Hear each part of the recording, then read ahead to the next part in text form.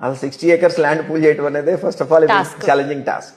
అది అయిపోయినప్పుడు నా బ్రాండ్ నేను క్రియేట్ చేసుకోవాలి అని అంటే కనుక నేను ఎగ్జిక్యూషన్లో అదంతా కంప్లీట్ చేసి చూపించాలి. ఆ టాస్క్ మీద కూర్చున్నప్పుడు ఏమవుతుందంటే నాది కొంచెం చెప్పాను కదా, నేను ఎన్ఆర్ఐని అండ్ కొద్దిగా వరల్డ్ చూసి వచ్చినాను కాబట్టి మిగిలిన వాళ్ళలాగా నేను వర్క్స్లో కాంప్రమైజ్ కాలేదు. నాకు ప్రాపర్గా ఇంజనీర్ డెవలప్మెంట్ ఉండాలి. జనాలతో చెప్తే ఏంటి సార్ ఆ ఇంజనీర్ డెవలప్మెంట్, కట్టేది మేస్త్రేగా అంటారు. కట్టేది మేస్త్రే, కానీ there should be an engineering behind it. దానికోసం నేను ఏం చేశాను అంటే ఒక ఎంఈపీ కన్సల్టెంట్ని హైర్ చేసుకున్నాను, ఒక ల్యాండ్స్కేప్ కన్సల్టెంట్ని హైర్ చేసుకున్నాను.